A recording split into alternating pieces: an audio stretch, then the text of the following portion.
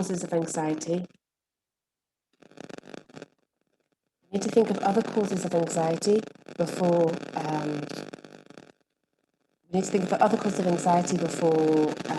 starting treatment. So could it be a side effect of steroids? Could anxiety be a symptom of delirium? And this will guide how we manage the anxiety. We can use non-pharmacological treatments to treat anxiety, so relaxation, things like mindfulness or progressive muscle relaxation can help patients. And for patients with a slightly longer prognosis, with prognosis from weeks to months, we can use SSRIs. And for patients with a shorter prognosis, we don't have time perhaps for the SRIs to be effective, and we might use benzodiazepines. So diazepam, either 2 milligrams 3 times a day, or half or full tablet 5 or 10 milligrams at night. And these will help with the feeling of losing of control and also with sleep. So these are short-term help for anxiety. Next slide.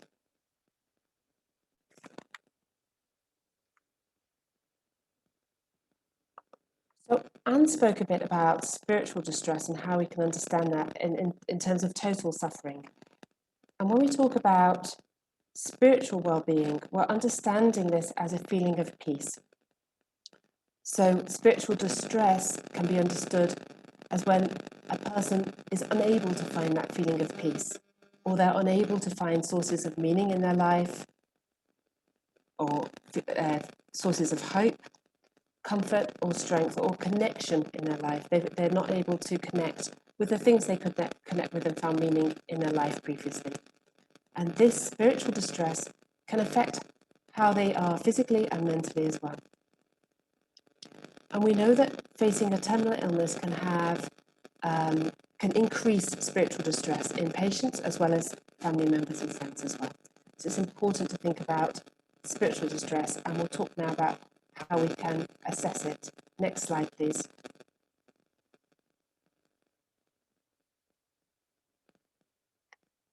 So this is a brief assessment of spiritual well-being, and it uses an acronym HOPE. So each letter of HOPE is a prompt for questions that you can ask to inquire about spiritual well-being. And it's important to remember that people are not obliged to answer these questions. And so do not force a conversation if the person does not want to have it.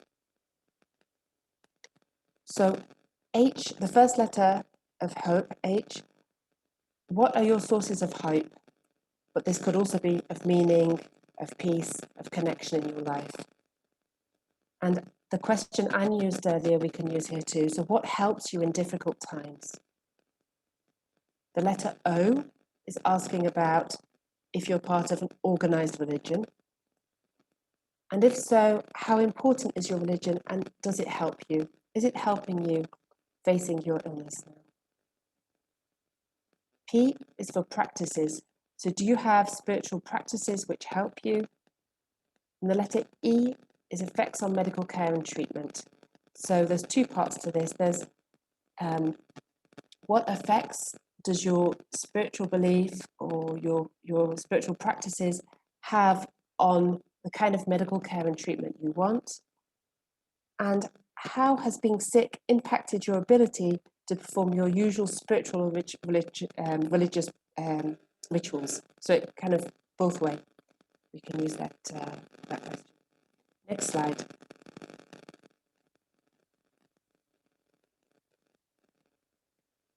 So providing spiritual support is a part of providing holistic support.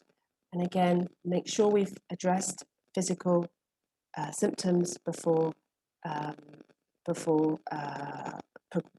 progressing with spiritual support, because it's difficult to find well-being and peace if you have unmanaged physical symptoms.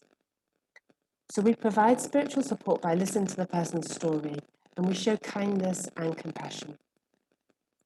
We avoid giving answers or advice, and this includes giving our own beliefs or our own religious ideas. We don't impose those on others.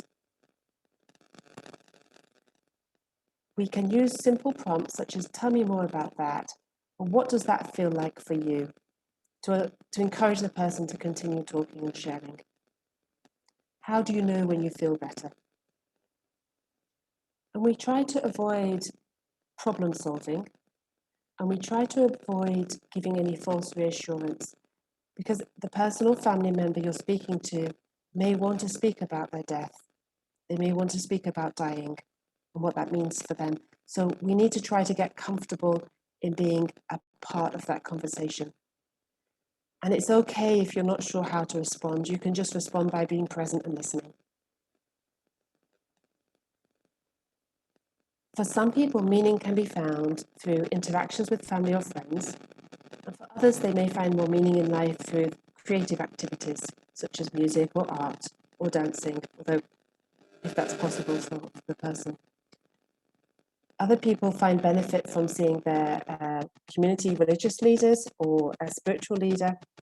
And if we can try to offer that. We can try to offer that and facilitate that. For some people, being listened to and being heard, and just being aware that other people also struggle with these experiences when facing a life-limiting illness can really help them, that they're not alone. These are common questions, these are common feelings to have when you're facing the advanced condition that you're facing. Next slide.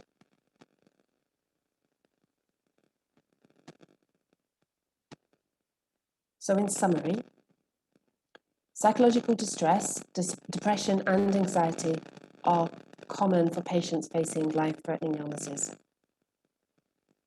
When we're thinking about providing palliative care for patients, we need to provide support also for families, and this may be in the form of information, of providing emotional support, or some practical support to allow them to give care to their loved one. And spiritual distress may impact on physical and mental well-being. You need to listen and give time for the patient and family to share what their fears, what their concerns are, and what has helped them in difficult times in the past. This will help them. And if we just go to the next slide. So here's some references. We'll share these with you on the WhatsApp group in case you are interested to do some further reading. And I just encourage you, if you haven't watched the video, to watch the video too, because we can go over the information again. There's a bit of different information in the video too. Okay, thank you.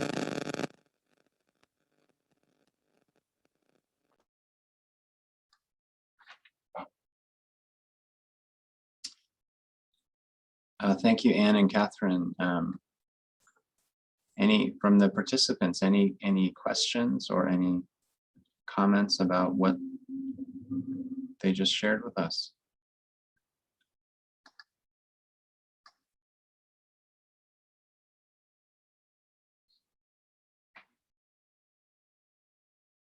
I'm reading from the chat, one participant who wrote, I agree with what you said about how as doctors and nurses and other healthcare providers, we often feel the need to fix it, which is a really important observation. That's something that we are all, we all come to our profession to serve people and help people to feel better and live better lives. And sometimes we feel stuck in these situations where we just can't fix a certain situation. And that can be, as Anne was discussing, that can be very, very difficult, obviously for the patient, for the patient's families, but also sometimes for us too, because we want to make things better.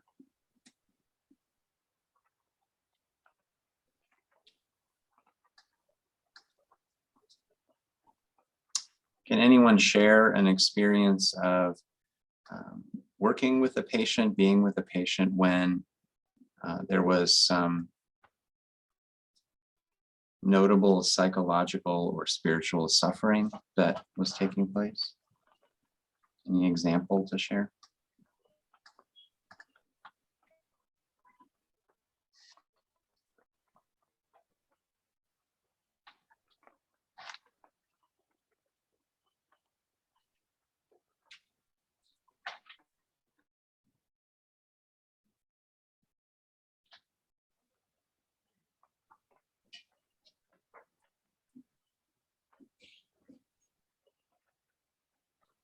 I think the example that Anne gave of a patient who has advanced cancer and also has, I think, 2 young children, one can imagine the amount of suffering that that patient is feeling, not only with the illness and all of the challenges associated with that, and with what I assume to be a relatively limited prognosis, but then also her grief and worry about her family, and when she's ill and when she's dying.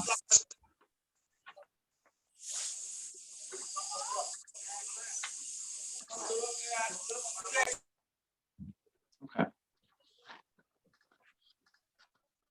Well, if people have thoughts or experiences to share, please do and put them in the chat. I'll be mindful of time and move on to our case presentation. So I'm looking on the screen for Layla. I think it's here.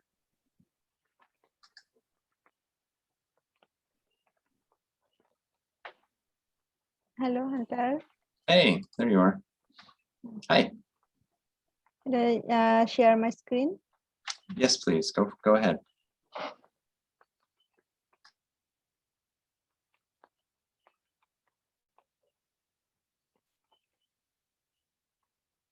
Can you see my screen now? You can. Yeah, thank you. Today I present a case about the topic of psychological and spiritual issues that kind of based on this. I am Lailatul Firdaus, Senior Staff Nurse from Department of Palliative Medicine, Dhaka, Bangladesh.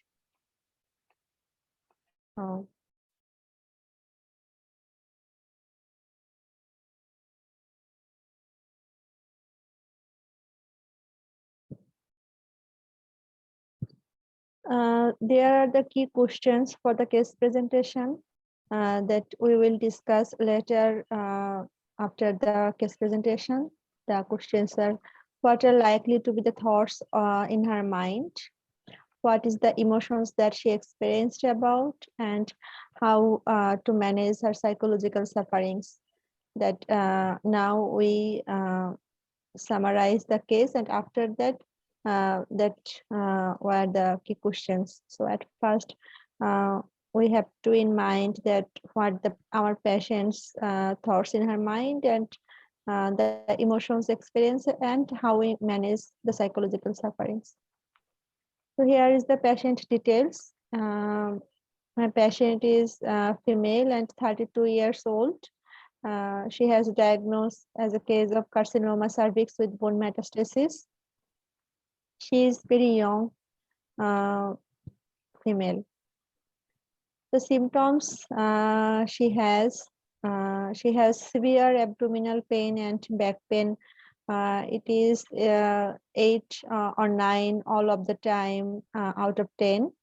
And the other symptoms are that she has severe vomiting and nausea, bowel not moved from 10 days, and she have already a colostomy bag on seat.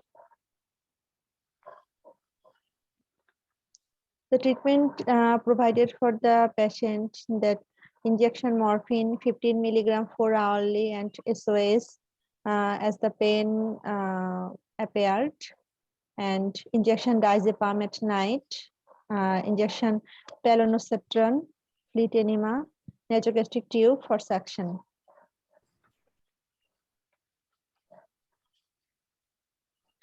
Her psychosocial and family concerns are: she has one son, is 4 years, and she is very anxious for her child. Her husband did not come to visit her since the diagnosis. It is the most sad thing for her. She ever mentioned to us. She had a history of poor socioeconomic condition. Usually, her mother stays in the village and take care of her child, our patient's child, the grandson, and patient's brother stay with her in hospital. All the time she feels sad. We found her sad all the time, and sometimes she feels anger. She became restlessness and crying, screaming out sometimes. Her spiritual concerns is, why me? I am only 32 years old and I have a small children. It is my duty to grow my children now. Why God give me such terminal illness in this stage of my life? So why me? That is the most important question she asked to us. The communication that we made with her family, and we after the first visit at our hospital, the family was informed about her diagnosis and prognosis. They were informed about the unavailability of treatment of this condition. They want to reduce only the sufferings and want symptomatic management of her about her illness. And patient also know her diagnosis from the beginning to till now. Some type of collaboration we had with some other departments of palliative hospitals, that patients refer from Dhaka Medical College Hospital palliative care unit to us. So that is the referral from another hospital that patient come to us. So the summary of the case is, and the patient was well 1 year back, and after diagnosis, she did surgery and radiotherapy, but not complete due to some socio-economical condition and financial condition. Patient come palliative care with complaints of severe pain and vomiting.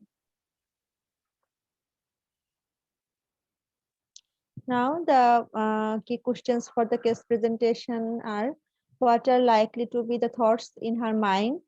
What is he thinking now? She thinking now, yeah. And what is the emotions that she experiences now? And how we can manage her psychological sufferings.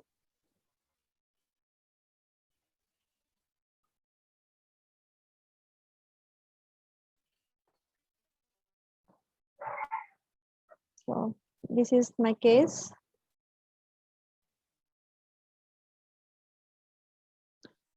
Do you have any other questions regarding the case? So we can share. Yeah.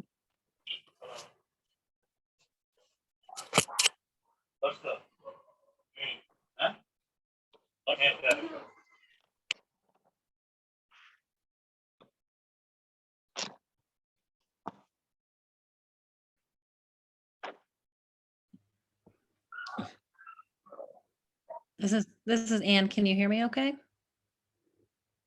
Yes, can. all right. Yeah, I might ask her, some questions around what are you most worried about? And see what her main concern is, if it's the physical pain that we need to manage better, or if she's worried about her child or her family.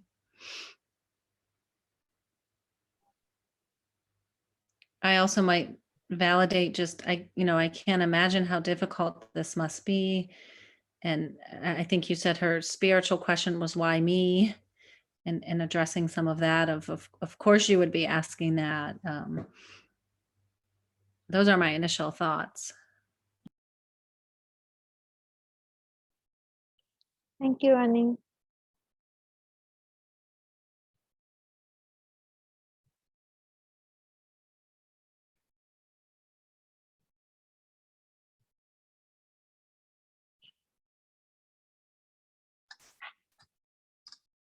Yeah, this is Hunter. I'll just comment on what Anne just said as well, that question, why is this happening to me, or why me, is a really common existential question that a lot of our patients ask themselves, and maybe they will ask out loud to us. And I think, as Anne is suggesting, and Lila suggesting that these are really important opportunities not to try to answer the question intellectually, because there is not an answer that really makes sense in this case or for anybody. So the answer isn't, well, because you have lung cancer because you were smoking or whatever. But as Anne is suggesting, to acknowledge the importance of that question to that person and acknowledge how difficult it must be to even feel the need to ask it. I'm reading in the chat a participant saying, I wonder too if we may need to address her severe pain before she's able to talk about some of the other concerns. That's a great point too. Layla, do you have any comments about, any thoughts about that comment?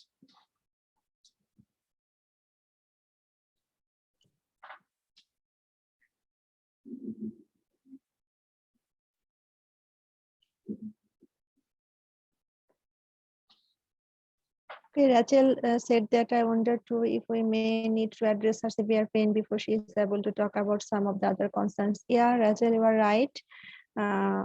We tried it after morphine injection that we tried for her symptom management, that we can able to reduce her symptom fast, and after that we can sit with her what is happening in her mind.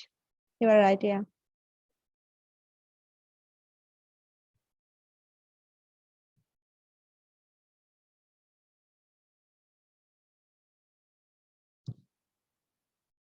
Any other thoughts from participant? Any questions for the case or about the key case questions?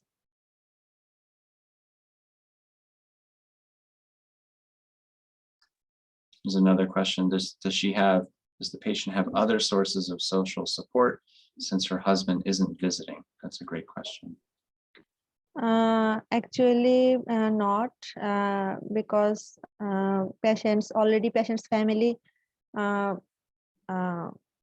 support her, no other social support from another or very little support from the like the wider family, like her one of our auntie and uncle, maternal uncle, providing some sort of financial support to this patient, but it is not that big, so there's a little support, nothing else.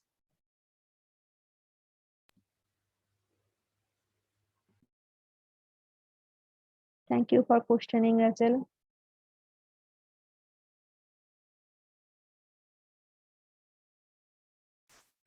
Any other questions or comments?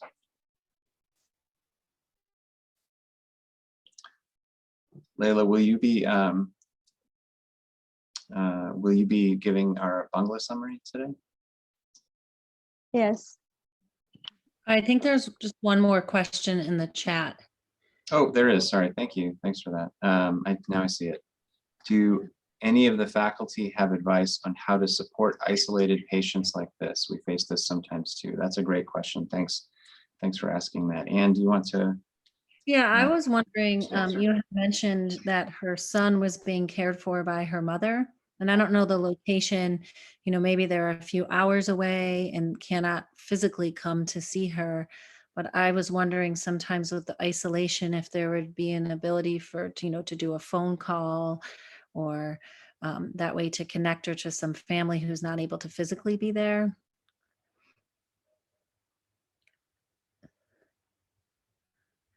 And again, I also think just acknowledging this must be, so difficult to be away from your family and exploring ways that they can somehow remain connected while she is in the hospital. I don't know, Hunter, if you have other thoughts. I think that those are great questions to explore in this particular case. And I think your example about depending on visitation or distance, sometimes we have to get really creative, like Anne is suggesting, not just, not just in-person connections, but over the phone, if that's possible, whatever it takes.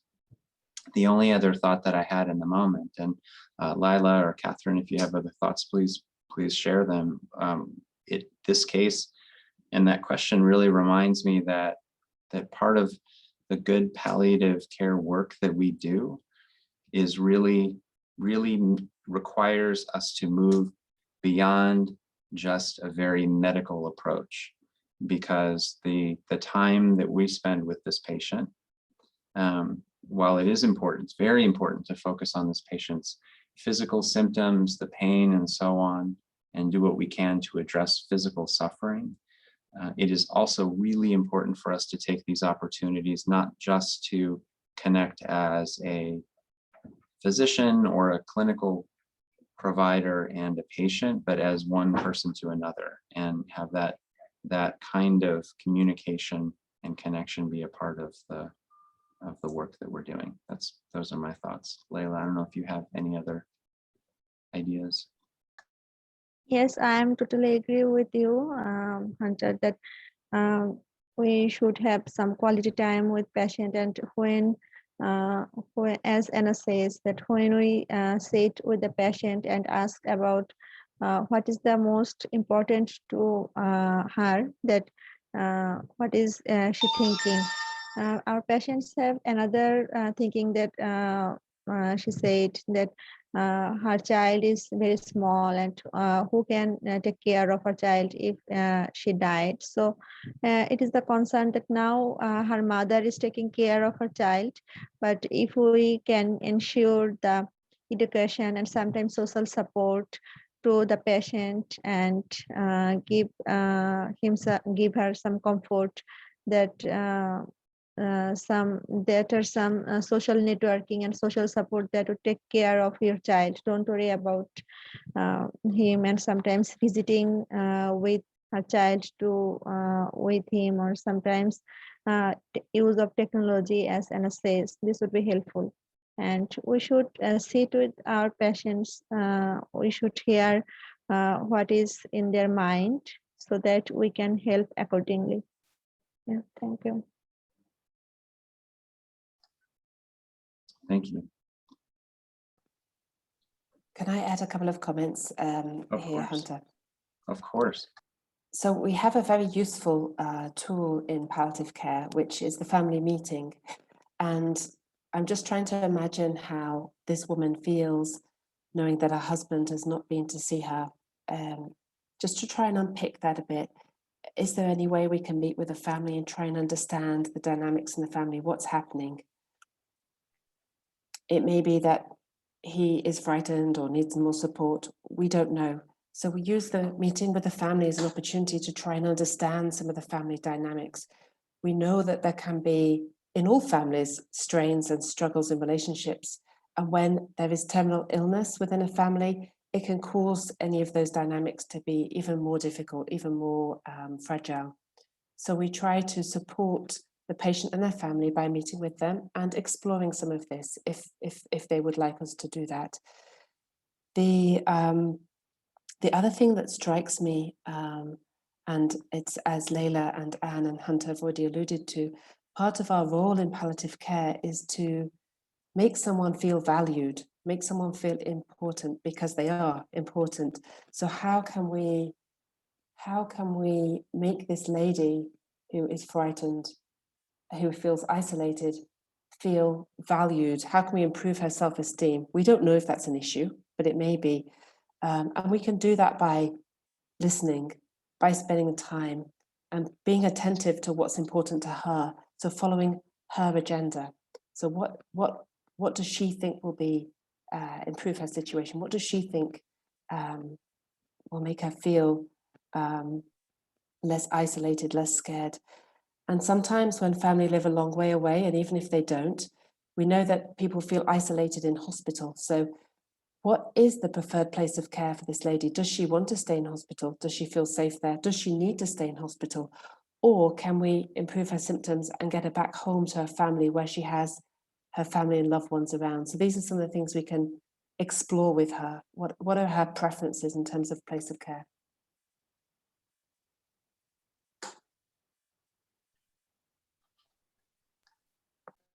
That's a great comment. Thanks for bringing that up. That thinking about are there ways to connect her her care even more closer to home if that's appropriate. Sometimes that's hard to do.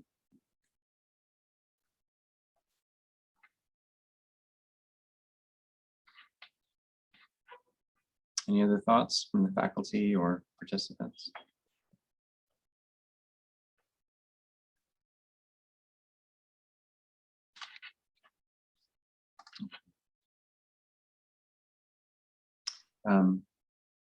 Anyone? All right, then if no other questions or comments, then Laila, I'll turn it over to you to do the summary in Bangla for us, please. Thank you, Hunter. আজকের Bangla summary করছি আমি লাইলাতুল ফেরদৌস। তো আজকে আমাদের যে topic দুটো নিয়ে আলোচনা হলো সেটি হচ্ছে যে মানসিক এবং আধ্যাত্মিক বিষয়সমূহ প্যালিয়েটিভ কেয়ারে, এই যে অন্তিম সময়ে যে রোগীদেরকে আমরা দেখে থাকি তাদের কি ধরনের সমস্যাগুলো হয় মানসিক এবং আধ্যাত্মিক। তো প্রথমেই যখন মানসিক সমস্যা নিয়ে এগুলো কথা হচ্ছিল তখন কিছু কিছু জিনিস আসলে সে সময়ে আমরা দেখি যে কষ্টগুলো, যেমন মৃত্যু নিয়ে একটা দুশ্চিন্তা কাজ করে সে সময়ে রোগীদের কাছে, এবং কি একাকী ফিল করেন ওনারা, একটা দুঃখ কষ্টের মধ্যে দিয়ে যান, পরিবারকে নিয়ে তারা চিন্তা করেন, এগুলো আমরা দেখি। আবার অনেক সময় দেখা যায় যে বিষণ্ণতার মধ্যে কিংবা অতিরিক্ত দুশ্চিন্তার মধ্য দিয়ে রোগীরা যান। বেশিরভাগ তারাই বেশি একটা রিস্কের মধ্যে থাকেন যাদের কিনা পূর্ব কোনো হচ্ছে মানসিক সমস্যা এরকম রয়েছে, নিজেকে একাকী মনে করেন, নিজের আবেগগুলো লুকিয়ে রাখেন, কিংবা হচ্ছে দেখা যায় রাতে ঠিক মতো ঘুম হয় না, তখন আমরা হচ্ছে এ ধরনের দেখে থাকি। আমরা যখন কোনো মানসিক বিষয়গুলোর অ্যাসেসমেন্ট করব তখন আমাদের কিছু প্রশ্ন হচ্ছে আমরা জিজ্ঞাসা করতে পারি, যেমন তাকে কি তাকে আশা দেয়, কিংবা কি করলে তার হচ্ছে মেনে নিতে পরিবেশের সাথে সহজ হবে, তার মুডটা কেমন, কিংবা তার কি করলে তার হচ্ছে আনন্দ লাগে, এই জিনিসগুলো আমরা জিজ্ঞাসা করতে পারি। মানসিক সহযোগিতা করার সময় আমাদের হচ্ছে যোগাযোগের সময়টা খুব ভালোভাবে আমাদের পাশে থাকতে হবে। আমাদের কখনোই রোগীকে হচ্ছে জাজ করা যাবে না, বিচার করা যাবে না। তাকে আবেগীয়ভাবে সহায়তা করতে হবে, তাকে উৎসাহিত করতে হবে। যদি প্রয়োজন হয় আমরা হচ্ছে তাকে বিভিন্ন বিষয়ে পরামর্শ দিব। আর অবশ্যই শারীরিক সমস্যাগুলো যদি হচ্ছে আগে যদি ব্যবস্থা করা যায় তাহলে কিছুটা হলেও উনি আবেগীয়ভাবে উনি হয়তোবা সহায়তা পাবেন। তারপর হচ্ছে সামাজিক যে সহায়তা এটাও আমরা করতে পারি। রোগীর পরিবার হচ্ছে তার এই সেবাটার হচ্ছে কেন্দ্রবিন্দু। তার এই অসুস্থতার জন্য কিন্তু তার পরিবারের উপরেও একটা হচ্ছে প্রভাব পড়ে। কিভাবে হচ্ছে তার বাচ্চারা এটা মেনে নিচ্ছে, কিংবা তার পরিবার তাকে নিয়ে কি দুশ্চিন্তা করছে, পরিবারের কি প্রয়োজন, কোনো তথ্য প্রয়োজন, নাকি আবেগীয় সহায়তা প্রয়োজন, নাকি হচ্ছে প্র্যাকটিক্যাল কোনো হচ্ছে সাপোর্টের প্রয়োজন, যেমন কোনো একটা হচ্ছে কেয়ার শিখিয়ে দেওয়া কিংবা ওষুধপত্র কিভাবে খাবে এগুলো বুঝিয়ে দেওয়া। তো কোনটা প্রয়োজন আসলে সেটা আমরা হচ্ছে আগে জিজ্ঞাসা করে সেই হিসেবে আমরা সামাজিক সহায়তা করতে পারি। আর বিষণ্ণতা এবং দুশ্চিন্তার জন্য এখানে কয়েকটা ওষুধের কথা বলা হয়েছে। এই ওষুধগুলো আমরা হচ্ছে প্রয়োজন অনুযায়ী আমরা হচ্ছে রোগীর ক্লিনিক্যাল কন্ডিশন অনুযায়ী আসলে হচ্ছে খাওয়ানো যেতে পারে। তারপর আধ্যাত্মিক ডিস্ট্রেসের কথা বলা হয়েছে, যে রোগী আসলে কিভাবে এটা মনে করছে যে উনি আসলে কি করলে উনি হচ্ছে শান্তি অনুভব করে, কিংবা একটা পিস অনুভব করে, উনার এই আশা কিংবা জীবনের অর্থ, ভালোবাসা, তারপর আরাম, নিজের শক্তি, এবং কি হচ্ছে তার এই জীবনের যে অর্থ, একটা কানেকশন, একটা হচ্ছে কোনো কিছুর সাথে, এটাকে উনি কিভাবে নিচ্ছে এবং কি এটা উনার শারীরিকভাবে এবং কি মানসিকভাবে উনার যে স্বাস্থ্য তাতে কিরূপ প্রভাব ফেলছে আসলে। এবং কি উনি এই যে উনার এই একটা রোগ হওয়ার কারণে, নিরাময় অযোগ্য একটা রোগ হওয়ার কারণে এটা উনাকে কি নতুন করে কোনো আরো বেশি প্রভাবিত করছে কিনা? আমরা যদি স্পিরিচুয়াল অ্যাসেসমেন্ট এর কথা চিন্তা করি তাহলে কিন্তু এখানে বলা হয়েছে যে হোপ অ্যাসেসমেন্ট এর কথা বলা হয়েছে। এখানে বলা হয়েছে যে ওই জিনিসগুলোই, যে উনি জীবনের অর্থ কিংবা আরাম কিংবা শক্তি এই জিনিসগুলো উনি কিভাবে পাচ্ছে এবং কি উনি কি কোনো বর্তমানে কোনো ধর্মীয় বিশ্বাস করেন কিনা, করলে উনি এটা প্র্যাকটিস করেন কিনা, এটা উনার কিভাবে উনাকে আমরা সহায়তা করতে পারি এই বিষয়গুলো। আর আন্তর্জাতিকভাবে সহায়তা করার সময়ও আমরা হচ্ছে আমাদের যতটা সম্ভব আমরা মমতার সাথে রোগীকে হচ্ছে সহায়তা করার চেষ্টা করব। তার গল্পগুলো একটু মনোযোগ দিয়ে আমরা শুনবো। আ সরাসরি যে উনার প্রশ্নের উত্তর দিতেই হবে এমন না। তবে আমরা আমাদের নিজেদের বিশ্বাস অনুযায়ী চাইলে আমরা কিছু উপদেশ দিতে পারি। তবে আমরা বেশিরভাগ আমাদের থাকবে যে এরকম যে আমরা যাতে আরো প্রশ্ন উনাকে জিজ্ঞাসা করি এবং কি উনার ভেতর থেকে যাতে আমরা বের করে নিয়ে আসতে পারি। কোনো মিথ্যা আশা দেওয়া থেকে বিরত থাকতে হবে আমাদেরকে। আ যদি রোগী যদি মৃত্যু এবং এই শব্দগুলো নিয়ে কথা বলতে চায় তবে আমাদের সেটা মনোযোগ দিয়ে শুনতে হবে। আ উনাকে আমরা কিছু কার্যক্রমের মধ্যে দিয়ে নিয়ে যেতে পারি, যেমন গান শোনা বা আর্ট করা। উনার যদি প্রয়োজন হয় কোনো ধর্মীয় কোনো হচ্ছে আ আ লোক আ কোনো লোক কিংবা ধর্মীয় লিডার যারা আছেন তাদের সাথে আমরা হচ্ছে কথা বলিয়ে দিতে পারি। কিংবা উনি যদি শেষ সময়টা কোনো একটা আ কর্মকাণ্ডে জড়িত থাকতে চান, যেমন ধর্মীয় কোনো কিছুর সাথে, সেটা আমরা হচ্ছে উনাকে করিয়ে দিতে পারি। তো সবার শেষে যেটা বলা হয়েছে যে এগুলো আসলে পেশেন্ট টু পেশেন্ট হচ্ছে একেক রকম হয় এবং কি এটা আমাদের একটু চিহ্নিত করতে হবে যে কার মধ্যে কি হচ্ছে এবং কি সেই অনুযায়ী আমাদেরকে এই সময়টাতে অন্যদেরকে হেল্প করতে হবে রোগীদেরকে। Thank you. Thank you. So we are at time for today. Thank you all for joining the session. I will, I'll ask actually Kathryn and Ann if you have any final comments. Otherwise, I'll make some announcements and conclude. Any final thoughts to share, Ann or Kathryn? Just not on the, let me turn my camera off. Not on the subject for today, but just a reminder for participants, if you can bring along your questions, the cases you've seen, maybe reflections from trying some of these approaches that we're teaching you so that we can learn from you. What's your experience of trying to use some of the methods and techniques that we've taught you in this course? It would be very useful for us because we can understand how you are progressing. It's very difficult from afar to get a sense of how you're learning and how much you can take from the course. So please do bring back and share either in the chat or live in any of the sessions about how your experience has been of trying some of these methods of communication, of providing support, of treating symptoms, and what your experience was, and if you found it was helpful or not. That would be really useful for us as a faculty. That's it. Thank you.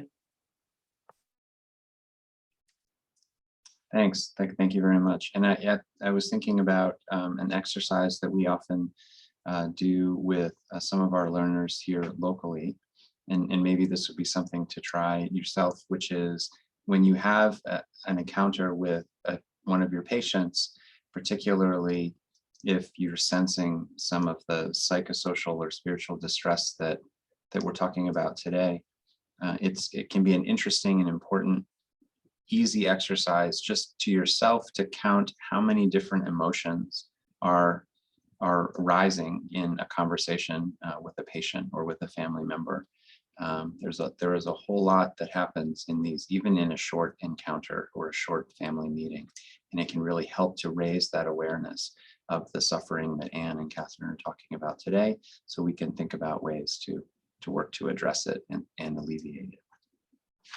The last announcement that I'll make is that our next session is next week, 1 week from today at the same time. The topic is family-centered care, and Russ and Ara will be the speaker. Anything else I should add, Kathryn? Otherwise, No, I think that's it. great. Then everybody, thank you for joining today. Thank you for your attention. We hope to see you in 1 week. Be safe and have a good evening. Thanks, Anta. Thanks all. Thanks, everyone. Thank you. Take care. Bye.